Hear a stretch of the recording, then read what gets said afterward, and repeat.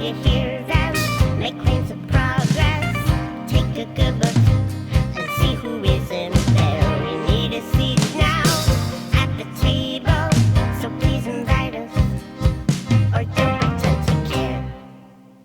Hello folks, it has been a minute since I last published a video, and that's because I have spent the past week and a half reading every article and every chapter of any book that I could get my hands on about Luke 14, translating the Greek, doing a word study on this chapter, just doing everything I possibly could so that I can give y'all a good video about Luke 14, because to me it's one of the other really big passages in the Bible when it comes to disability theology. Oh, my cat sees a cat. She is terrified of other cats. It's really weird. She loves dogs. She loves humans. She's terrified of her own kind. Oh, Nerys. Anyway, this is going to be a very informal video where I just kind of ramble as a sort of filler in between my last video and when I finally put together everything I have on Luke 14, and I'm probably going to make 2 videos about it, so keep a lookout for that. But in the meantime, I've got this informal video where I talk about a potential question I feel like some viewers might have, even though no one has actually said anything. I'm just pretending that people are having this question. So if you watched the Isaiah 56 video, you'll remember that I argued that disabled persons don't magically become able-bodied or neurotypical once they are welcomed into the community of God. I'm going to be playing with a lot of stim tools. Again, informal video. I'm going to let myself stim. It's cool. But yeah, you might be wondering, but Avery, don't we want disabilities to go away? Wouldn't it be a good thing if everyone was abled in heaven? Don't disabilities bring limitations and suffering? And my answer is maybe, sometimes. There are absolutely 100% people with disabilities out there who do wish that they were abled, that do wish they did not have that disability. And I do not want to invalidate their stories, and they can have any manner of personal reasons for that. For instance, I know of people who have chronic pain or chronic illness, and that's what their disability is. And a lot of them say that, yes, if they had a chance to suddenly not have that chronic pain anymore, that chronic illness, they would jump on it because it is severely limiting their life. Even if society were to become as inclusive of them and welcoming of them and accessible for them as possible, they're still going to have to deal with that pain. And so, yeah, they would love a cure. I also know some other disabled people, even ones who do have chronic pain or chronic illness, who are happy to be disabled for whatever reason, whether it's because they feel like it gives them a unique perspective in the world, or because they have found really important community and culture through their disability. They are happy with their disability or even proud of their disability. For me, I am autistic, and I am proud of being autistic, and I don't want to become non-autistic. I am happy and thankful that God made me the way I am, and I think if God or someone else were suddenly to cure me and make me non-autistic, I find so much of my identity is tied to the way my brain works, and the way I move and interact with other people in the world, that if I weren't autistic anymore, I wouldn't be myself anymore. And I would lose the wonderful community and the wonderful insights and compassion that I have cultivated as an autistic person. And so that is why, for me, the passages like Isaiah 56, and as I will argue in the next video, Luke 14, this idea that maybe disability doesn't need to be cured, never will be cured, is really life-giving to me.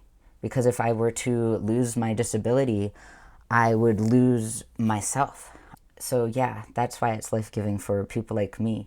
And I think that pointing out and emphasizing these passages in Scripture, in which, instead of saying, oh yes, the blind will see, and the lame will walk, and the deaf will hear, and then they'll all be, walking to God's holy mountain together, I think it's just as important to have passages that just say, the blind and the deaf and the lame, the people with mobility impairments, the various disabled persons are all heading to God's holy mountain without any mention of them being cured first. I think those stories are just as vital and well, in my opinion, a bit more vital because they provide us with quite a challenge. When we get these ableist ideas in our brains that disability is always suffering, that disability is always limitation, that of course all people with disabilities must be desperate to be abled because our lives are not whole the way we are.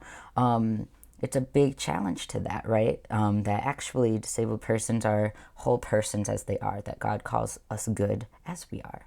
And I do think even if you are a person with a disability who does hope to no longer be disabled at some point, whether you're hoping to be cured of your disability while here on earth, or whether you're hoping that in the world to come, you're hoping that your disability will be gone. I think that your viewpoint is just as important to the conversation, and I also think that these passages like Isaiah 56 and Luke 14 are just as life-giving for you as they are for people like me. My reasoning there is that even if you do hope to one day not be disabled, the fact is that if you have a disability in the here and now, you still are called good by God. You still are welcomed and celebrated within the communities of God, within communities of faith. There should be a push to make those communities as accessible for you as possible. Jesus came to give us life abundant, not only in some distant future, but also in the here and now.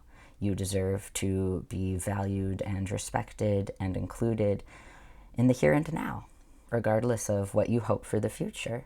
And I know that a lot of persons with disabilities are often expected to pray and allow themselves to be prayed over for a cure, for a miracle to happen. People will say, well, look, in all these stories, Jesus healed all these persons with disabilities.